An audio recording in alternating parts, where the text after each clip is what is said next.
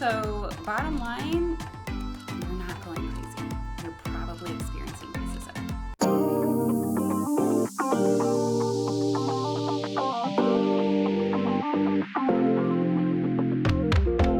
Hey lovelies, welcome to my channel where we talk about faith, how to heal and deal with racism, and how to navigate this thing we call life. Let's get started. Today we are going to talk about helpful tips to spot when you are experiencing racism.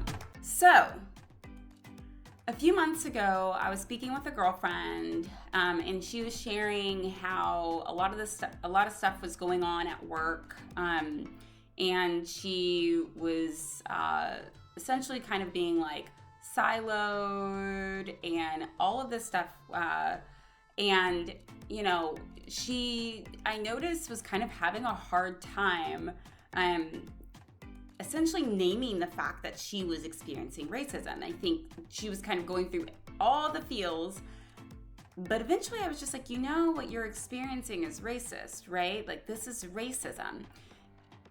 And she was just like, she kind of like reflected and she's like, oh my gosh, like it is. And the fact is that that was not the only time that I've had a situation like that. I've had a conversation like that. It's actually happened more times than not. And what I've noticed is that, you know, as people of color, sometimes we don't even realize when we're experiencing racism. So I just wanted to go ahead and do this video to really affirm a lot of the experiences that maybe you or someone who you know has already experienced. So you know, like, listen, no, that was racism. And I honestly do believe it's so important to be able to identify what we're experiencing, because if we're not able to identify what we're experiencing, then there's kind of like this level of like confusion and like there's this like added weight and all of that other stuff. And the quicker we know what we're dealing with, the quicker we know how we can deal with it. And the quicker we know essentially we're not going crazy. So let's get right into it with some tips to help you spot if and when you're experiencing racism. Number one, your spirit is disturbed. Okay, this is by far, I feel like, the most like kind of telltale to know that something's wrong. The Holy Spirit lives within us, and is here to kind of share with us if something is wrong, if something is off. Sometimes we feel uncomfortable. Sometimes our spirit just feels disturbed, and it's just like, I can't put my hand on it, but something is off. Like, something is off, and it just doesn't sit right with my spirit. And if you have been experiencing something like that, when something happens, let's say at work, and it's like, just something's off, you're likely, not necessarily all the time, but you're likely as a result of something related to racism, right? You know, when we deal with maybe higher ups at work, or we deal with other colleagues, and there are statements that are said, and it's just like, that feels problematic, and I don't fully understand the language to deconstruct this right now, but in my spirit, something tells me it's off. Then trust that. And be affirmed in the fact that if you kind of peel back the layers of maybe why that person interacted with you that way, maybe why that person said what they said in a particular way, maybe why that person said what they said, just in terms of the content of what was delivered to you, it probably goes back to some form of racial dynamics, right? That essentially result in the oppression of Black and Brown and Asian people, right? That is very, very likely if you just kind of like sit back and actually kind of do the math. So that is one tip. If your spirit is disturbed, I know I've had that again, you know, when maybe someone said something or they've interacted with me in a way. I know that this actually happened to me when I was in grad school. There was this guy, I was on student council, and there was this guy, and he was like, "You're spicy." And I couldn't at the time really deconstruct how I was, like, why it was racist. but I knew something was off in my spirit. It just didn't sit right. And it was just like, this interaction feels problematic and it's actually disturbing my spirit. So that's an example, right? It's likely as a result of racism, and your body and your spirit is able to kind of like, react, right? And sometimes it reacts quicker than we're able to kind of deconstruct why we're feeling certain ways and the origins of why we're feeling those ways and all that stuff. But just trust that it's probably most likely because you're experiencing something that's racially problematic. Another tip is if you find yourself questioning yourself, like maybe you're like, oh my gosh, am I overreacting? Oh my gosh, did I hear that right? Maybe they didn't say that. Maybe they did not say that at all. Maybe I'm hearing incorrectly. Maybe that situation actually never happened. Like all this stuff where you're kind of questioning yourself and questioning the situation a lot. That's also telltale.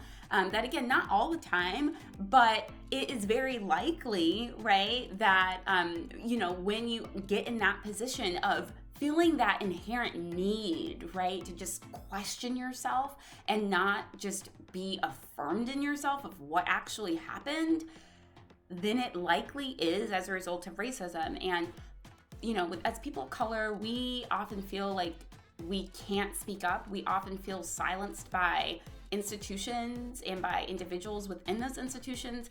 And we often have not been given the space to really assert ourselves and protect ourselves when something like racism in whatever form takes place. So we've actually been conditioned to think, everything is okay, or we've been conditioned to be concerned about white fragility over our own feelings. So we're like, their intent, of course, was okay, right? So now it has me questioning myself. Maybe I'm overreacting. And the fact of the matter is that if you're in that position of questioning yourself and so on and so forth, ask yourself why, right?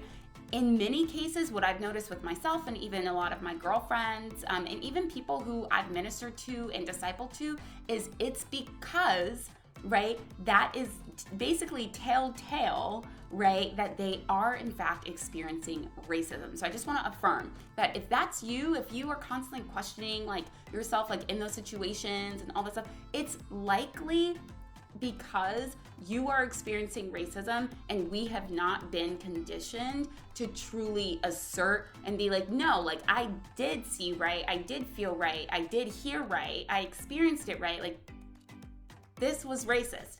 So then there's no need to question yourself. So again, if you are questioning yourself, it's likely a tip, it's likely a sign that the situation in which you're questioning yourself in is likely oppressive, and as a person of color, that means it's probably most likely linked to racism. That leads me to my third point, which is basically similar to my second, which is if you feel like you're overreacting, okay? Listen, why is it that as people of color, we feel as if we're overreacting, right? We're not overreacting at all. We are concerned about our well-being, right? We should not want to just actively participate in a racist system, nor should we want to be the people who are harmed by that system. So it's natural to be upset, it's natural to be frustrated, it's natural to be annoyed, all of that stuff. If something happens and we question and we're like, maybe I'm overreacting, like maybe I should just calm down, like maybe I should just like not be upset at all, like maybe I shouldn't be annoyed, maybe I shouldn't be frustrated, and the situation is particularly, let's say with a white colleague or whatever the case is, or historically, or within the context of a historically or predominantly white institution, and you're kind of asking yourself like, well, maybe I'm overreacting, or maybe you're hearing someone say you're overreacting, then there's likely a lot of racial undertones there that I would encourage you to look into. This is a tip that what you're experiencing is likely linked to racism. Tip number 4, if you are actively trying to excuse the behavior of the person, or maybe create some type of like rationale for why that person did what they did, okay? That is code for, again, if as people of color, if we're experiencing that and we're like, oh, like, no, like, they probably didn't mean it like that. Oh, no, they were probably having a bad day. Oh, no, I know that they're going through a lot right now, so it's probably stress related. And it's like, no, like, let's stop excusing racist behavior, right? Like, if their tone was different to you than it would have been to a white person,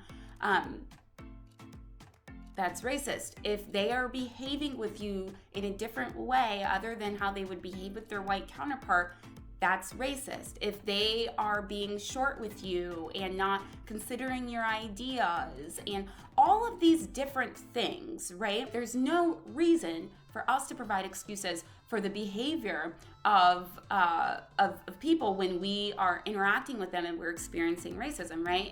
And if we are feeling that need to provide those excuses, I would encourage you to kind of peel back some of those layers and ask yourself why, right? Ask yourself who it is, ask yourself why you're feeling this need, and does it relate back to white fragility? Does it relate back to feeling silenced or not feeling empowered to actually speak up about racism and speak up about how we're feeling and all of that stuff?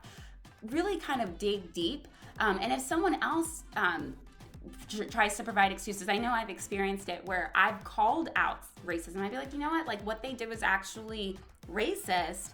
Then I know I've gotten people and they've been like, oh no, like, you know, they're just going through a bad time. And it's like,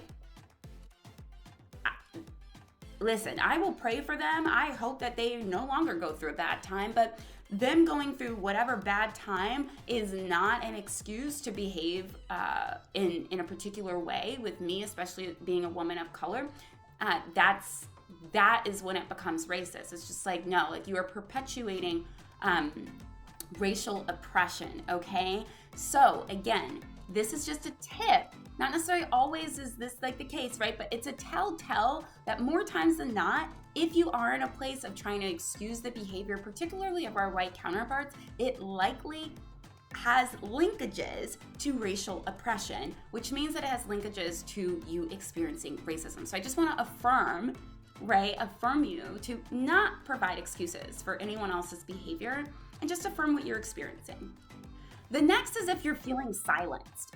You can be feeling silent in so many different ways, okay? It could be maybe you don't feel heard, right? So you keep having to repeat yourself and it's just like, okay, like because they keep doing the same actions and I'm having to repeat myself, it's telltale that they don't really want to hear you, right? They're not really acknowledging you and they would actually rather you conform to being silent. That's a way. And that is telltale for you're experiencing racism in that particular institution, right?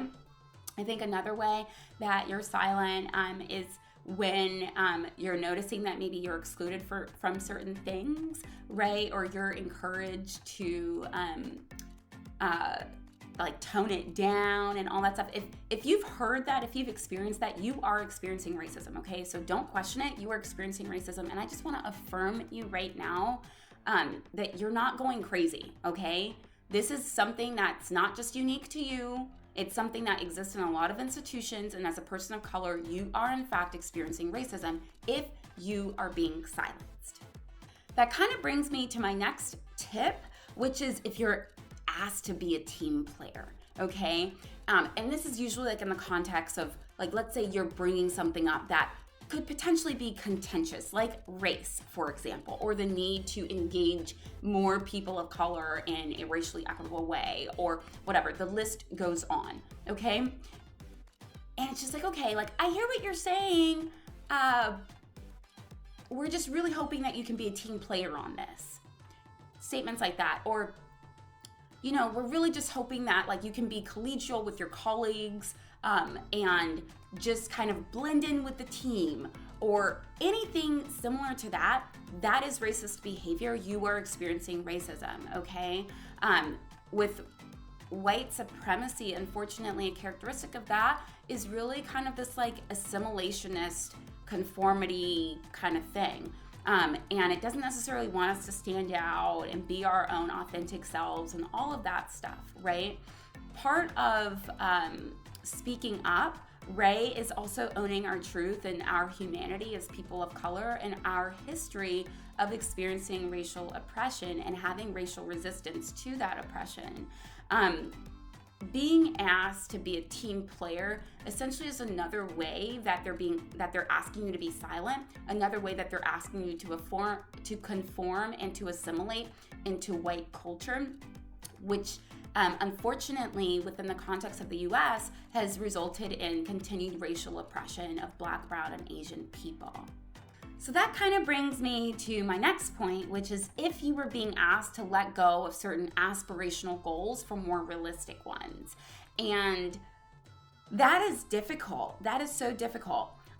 It's like, oh, well, that's nice, right? But like, we probably won't accomplish it. It's like, like, why? Like, again, if these are kind of related to like your desires to address racism, address racial diversity, address racial discrimination, all that stuff, like within your workplace, and you're being asked to kind of like dial it down because it's not realistic. It's just like, well, why isn't it realistic? Is it because this institution is not actually trying to fully hear me, fully see me in my humanity, fully include me as a full person who can show up in their full self? And for me, that would mean I'd be able to show up in my full Blackness, right? Just kind of fully how I am, how I need to present myself, and how I need to occupy the space. Let's say there's a proposal to increase the amount of people of color engaged in the decision-making processes in that's an example, right? And it's just like, oh, well, let's not necessarily do that. Let's just go ahead and have them like participate by like calling them and have it be like participatory engagement, not racially equitable engagement, essentially kind of watering down what you are doing, right? These are all examples of ways that the aspirational desire of addressing racism is being watered down. And if you are experiencing any of that, then this is a way that you are in fact, or that you have in fact experienced racism. Another thing kind of gets to the silencing piece that I mentioned before, which is if you find yourself having to kind of say things over and over again, maybe within the same meeting, maybe within the same project group, or maybe you're saying things kind of over and over again, but in different ways. And this kind of really shares the fact that you're actually not being heard or not being seen or not being respected. And if that's the case, and again, especially if you are in a predominantly or historically white institution, you are in fact experiencing racism as a person of color. Another way that is kind of like a tip to help you know and identify whether or not you're experiencing racism is if you're being excluded from opportunities. And again, this is going to show up more so within predominantly and historically white institutions. So let's say the promotions piece, y'all know that I was denied a promotion at the same time that 3 other white women were given the promotion. That was racist, right? I was experiencing racism. I'm not alone in that. Another thing is if you're denied professional development opportunities. I know there was an instance where I was kind of, denied a professional development opportunity. I'll do a video on that actually because God completely corrected it. But again, it's like they try to withhold that from me because I was speaking up.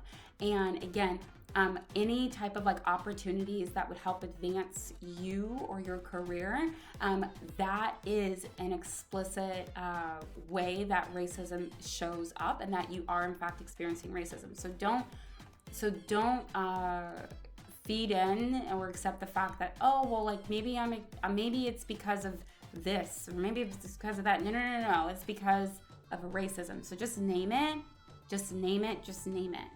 Another way that you know that you're experiencing racism as a person of color is if you are feeling pressured to be one way at work, and basically another way at home. And, when you think about it, it's like, honestly, like Jesus was himself regardless of where he went. And he was his full self. We should be invited in to be our full self wherever we go.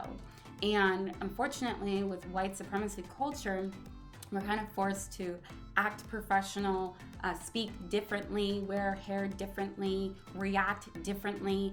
Maybe if something upsets us, then we need to kind of pull back and not maybe act as upset, maybe give our true feelings once we get home and we're in a safe space and all that stuff. If you're feeling like there is a direct like code switch, like from work or the institution that you're occupying to home, then this is a very, very clear indication that you are in fact in a space where you are constantly experiencing racism in the form of the way that the culture is, in the form of the way that the practices and the internal policies are. This is all telltale of that. So don't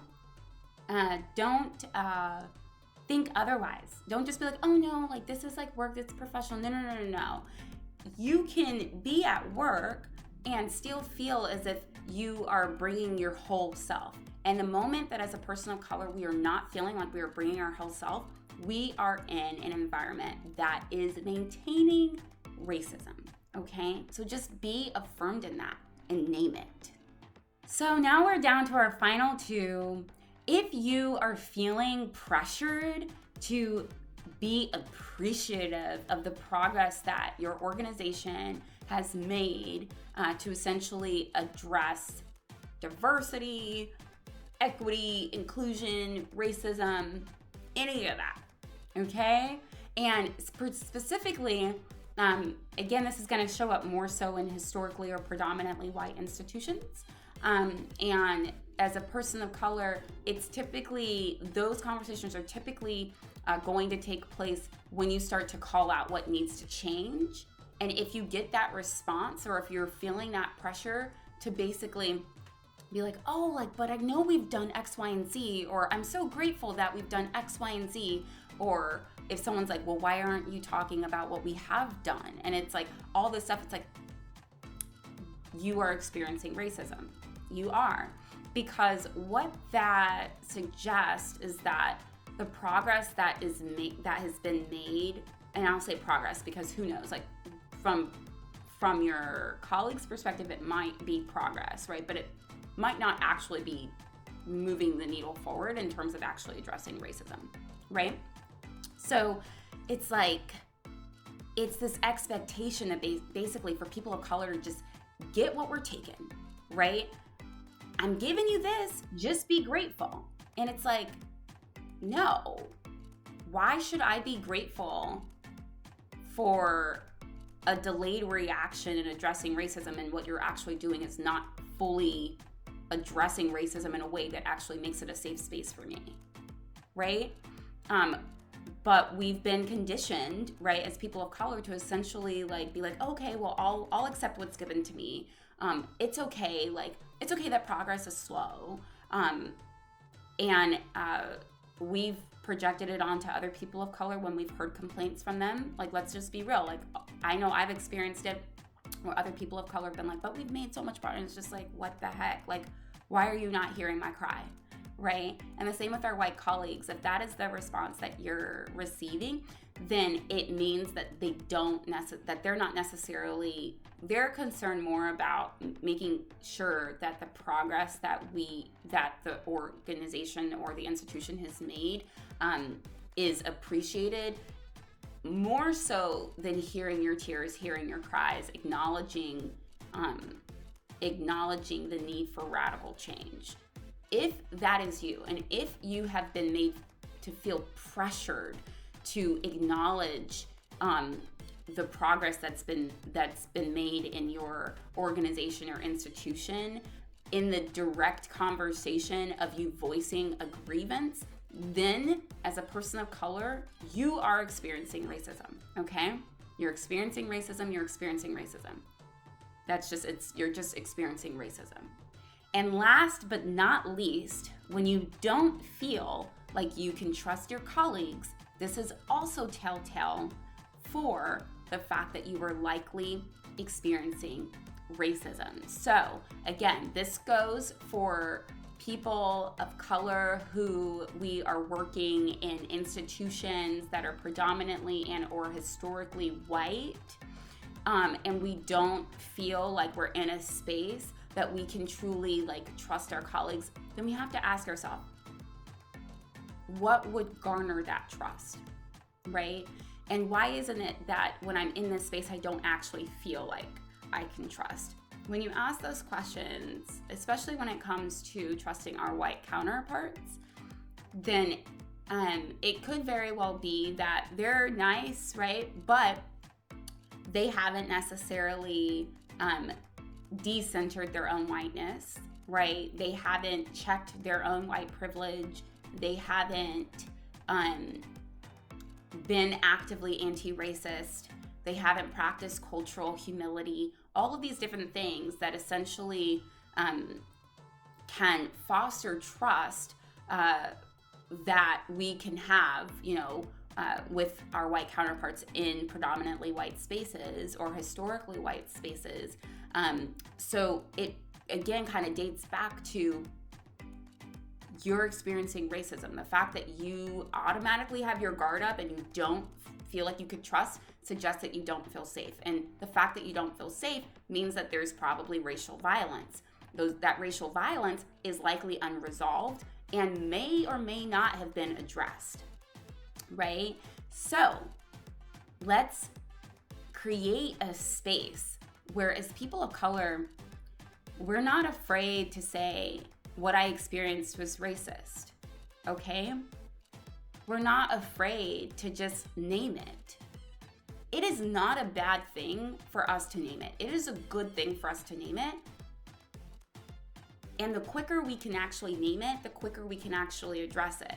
But if we tiptoe around it, or if we question ourselves, or if we say, oh, I just think it was that individual, like that whatever, like nothing really happened, or maybe I'm just tripping, maybe I'm having an off day, and you keep kind of like brushing it to the side and not wanting to actually address the fact that what you experienced was racist, then we're not going to be in a place of being able to heal, right? Because we won't even be in a place of acknowledging all the hurt and pain that we've experienced as a result of racism.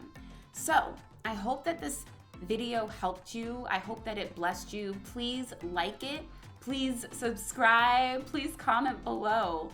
How have you experienced some of these things? Maybe you were silent. Maybe you feel like you've had to repeat yourself over and over again. Maybe you don't feel like you're in that safe space as a person of color, right? There's all these different ways. And if you resonate with any of them, you have in fact experienced racism. You were not going crazy. Don't let anyone tell you that you've gone crazy. Don't let other people of color tell you that you're overreacting, let alone don't let other white colleagues tell you that you're overreacting. You're not overreacting. You are experiencing racism. You are naming it, and you're not going crazy. Okay? Until next time.